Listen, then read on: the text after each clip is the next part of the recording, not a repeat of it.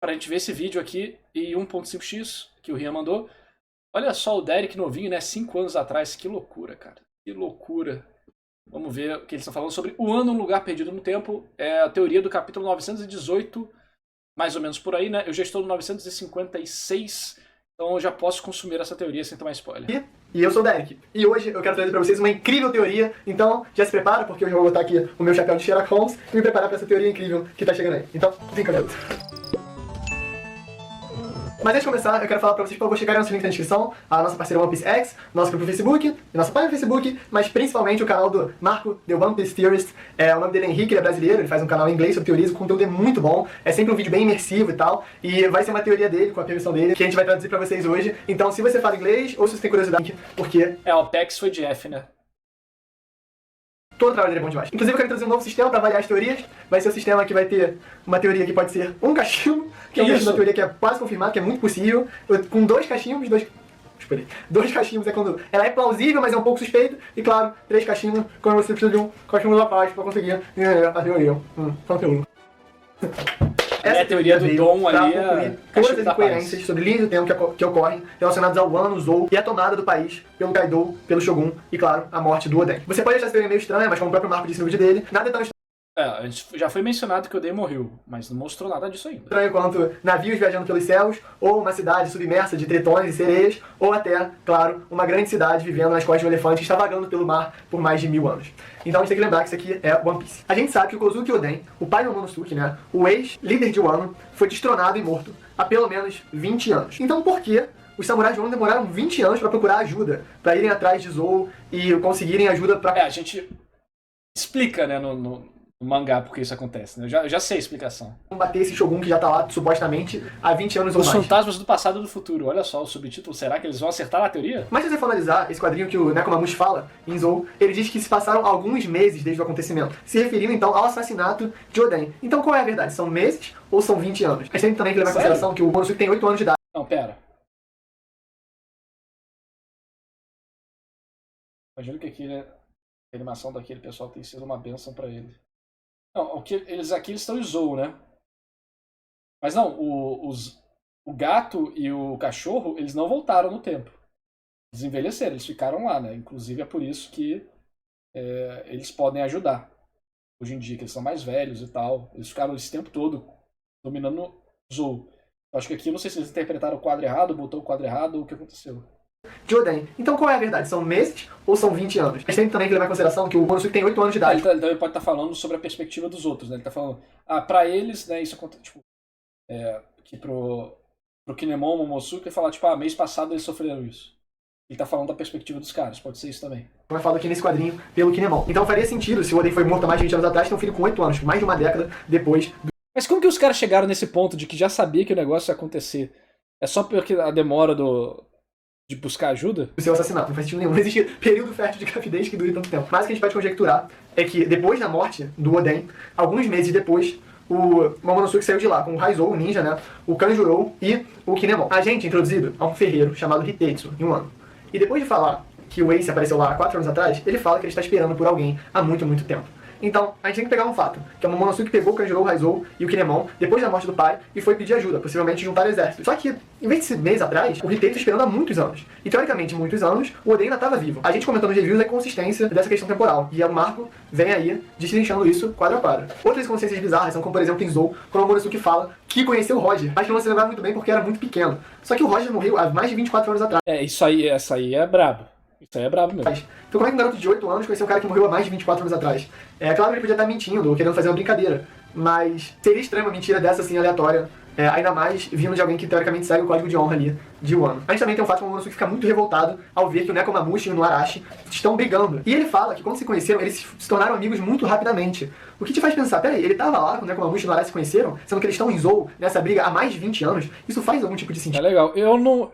Enquanto eu lia, como eu já sabia que, tipo, vou ter respostas, porque já tem muito capítulo, eu nem fui entrando muito nessas teorias. Só agora que, tipo, eu surtei por causa de algumas coisas que eu li. Agora, tipo, sobre, olha os castelos de One Piece, que deu aquele estalo na minha cabeça. E junto do, tipo, todas as informações que eu tinha e tal. Então, enquanto eu lia, eu passava por isso aí, eu não me toquei por esses detalhes, entendeu? Valeu, Rodrigo, tamo junto. Até porque não são o propósito dos vídeos. Mas que tá lá desde Zou, perceber isso é bizarro. É coisa que você percebe na segunda leitura, né, provavelmente. Mas eu não percebi isso enquanto eu lia. Bem legal. E, de novo, isso refuta aquela hipótese da brincadeira ou da mentira, porque ele tá falando uma coisa séria, com muita paixão envolvida no discurso dele. Então, é óbvio que você tem que acreditar que ele não tava ali de brincadeirinha. Era realmente um assunto sério, que um futuro da Mio não ficaria fazendo piada dessa maneira. Não tem nem fator cômico envolvido. E aí, Magnus, completamente desesperado. Realmente, eu não prestei atenção nessa incongruência do tempo, né? Que você tem que pegar pra analisar o capítulo ou pegar ali na hora. Como eu tava focado em outras coisas pra analisar, né? Na briga deles, tava, tipo, analisando a emoção e outras coisas, passou por cima da minha cabeça. Aqui, o Momonosuke fala que se o pai dele descobrisse que o motivo da briga deles fosse ele ficaria extremamente decepcionado e triste. Então é meio que ali uma presunção que o Momonosuke faz, mas que faz sentido se você for pensar nas circunstâncias onde o Oden morreu, que a gente vai falar um pouco mais pra frente. A gente tem mais sequência ainda, todo esse pequeno espectro de capítulos que ocorreram em Zou quando se encontraram Kinemon, Raizou e Kanjurou com Inuarashi e Nekomamushi. O Kinemon, em certo momento, nesse quadrinho, vira e fala: nossa, não acredito que vocês estão vivos ainda, não sei o que lá. Como se conhecesse eles, entendeu? Ele realmente tem indícios de que eles se conheciam. A gente também tem esse quadro aqui, onde o Inuarashi, o Nekomamushi, o Raizou, o Kanjurou e o Kinemon gritam as últimas palavras de Oden, como se eles tivessem presenciado a execução dele e o que ele falou. Essas últimas palavras são uma ordem: abrir as fronteiras do país de Wano. Mas e se não forem fronteiras físicas? Forem além disso? Eu lembro que eu conjecturei muito durante o review nessa época sobre a questão do Japão feudal, como se fechou depois de 1500 e tal, depois da chegada dos portugueses, e a questão histórica que o Oda pode ser inspirado, mas a gente sabe que o Oda gosta de ir muito além de apenas referências históricas. Nesse ponto, a gente tem essas contradições. A idade do Momonosuke, a época exata que o Oden foi morto, que já foi apresentado. A hipótese de ele morreu meses atrás, corroborado pelo Nekomamushi, e também mais de 20 anos atrás, além do fato do Momonosuke ter conhecido o Gold Roger, e ter visto o Inuarashi e o Nekomamushi se conhecendo, e além de tudo, ainda tem o Kinemon, que também conhecia eles, só que o Kinemon teoricamente estava com o Momonosuke nessa época, enfim. Diversas hipóteses que não batem direito, a timeline não fecha, não faz sentido. Você pode pegar e ordenar de qualquer maneira, não faz sentido nada disso. A não ser por uma teoria que veio para nos dar a resposta dos nossos problemas. O que eu vou falar agora é meio louco. Mas, e se o Wano é uma existência diferente do Mar Azul? A gente ouviu incontáveis vezes durante tudo que eles estão falando faz sentido para essa teoria. Mas eles não pensaram que o Oda podia fazer outra coisa, né? História, que é um país fechado, uma terra secreta, uma coisa assim.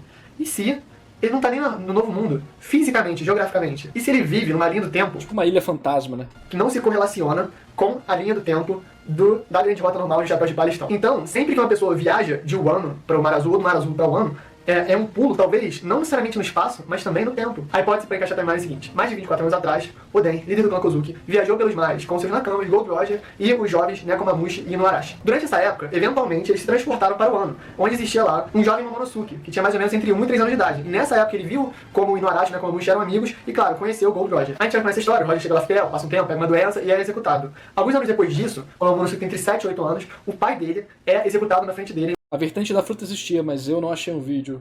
Só ficou na discussão de grupo. Um golpe de estado promovido pelo Shogun e pelo Kaido em Wano. É exatamente nesse momento em que ele vira pra família pré-execução. E é exatamente no momento da execução que o Kozuki Oden se torna para seus vassalos, muito provavelmente presentes, Nekomamushi, Inuarashi, Kanjurou, Raizou e até o próprio Momonosuke, e fala: meu último pedido é que vocês abram as fronteiras de Wano. Nekomamushi e Inuarashi saem de Wano.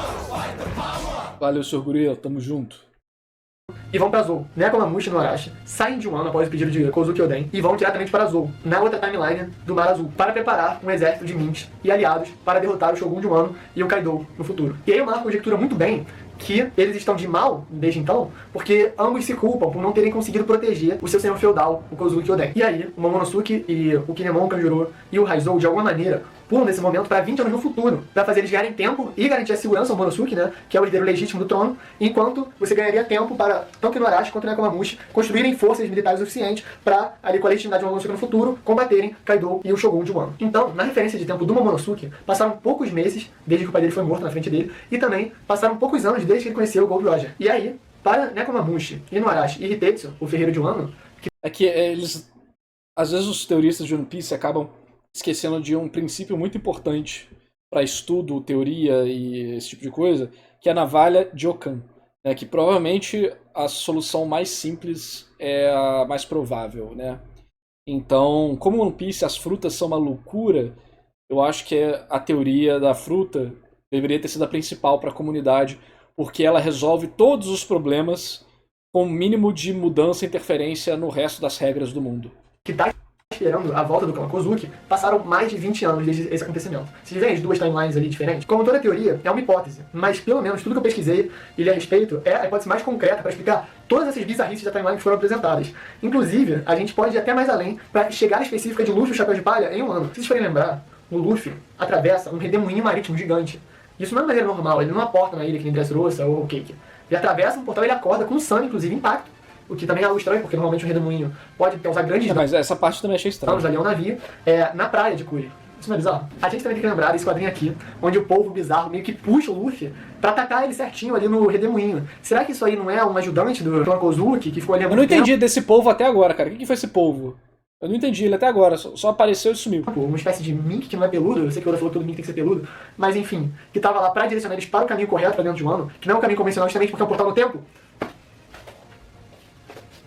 E aí, um ano também tem bizarrice. Por exemplo, a Okiko fala que ela chegou ao ano há um mês atrás. E na hora de negar o Yokozuna, que estava sediando ela também fala que eles são de mundos diferentes, em algumas traduções. Será que isso não está especificamente dizendo que eles literalmente são de mundos diferentes? Ou seja, de linhas do tempo em mundos diferentes? E aí, nesse momento que eu falo pra vocês, quando o Oden vira e fala abre as fronteiras de Wano, ele não tá falando de fronteiras literais para questões mercadológicas, ele tá falando e culturais, e sim falando para abrir as fronteiras entre os dois mundos. Se realmente existe esse portal, esse demoinho, essa maneira meio mística que a gente ainda não entendeu, pode ser a Akuma no Mi, pode ser até um buraco de minhoca, que transporta as pessoas entre as linhas do tempo, abrir as fronteiras de Wano seria transportar o Wano desse outro mundo para o mundo físico para onde rota normalmente, entendeu? Então você quebraria essa questão do redemoinho e talvez transportaria ela no tempo para a mesma timeline que o resto do mundo tá vivendo. A gente sabe também como o Oda é poético, o Marco tem isso em mente, no que ele fala que seria lindo, metaforicamente, o Wano ser um lugar perdido no tempo.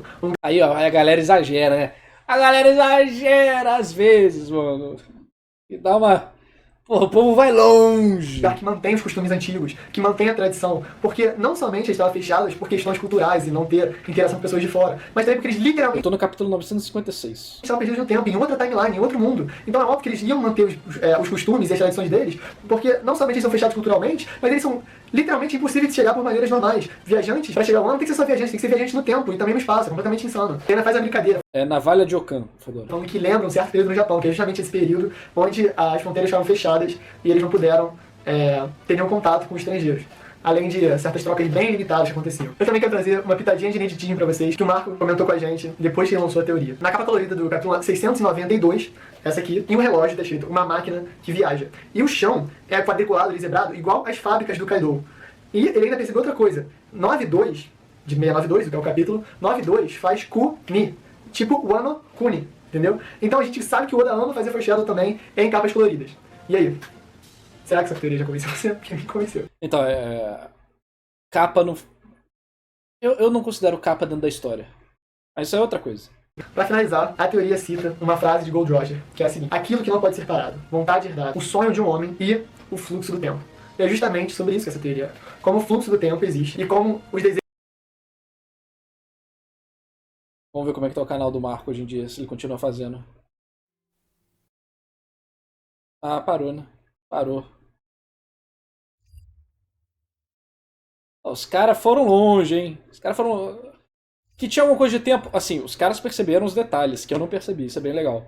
Mas foram longe, foram longe, foram longe. Era Akuma no Mi. E levou certas pessoas pro futuro. É isso. O que já é surtado em One Piece, tá? Um Akuma no Mi do tempo.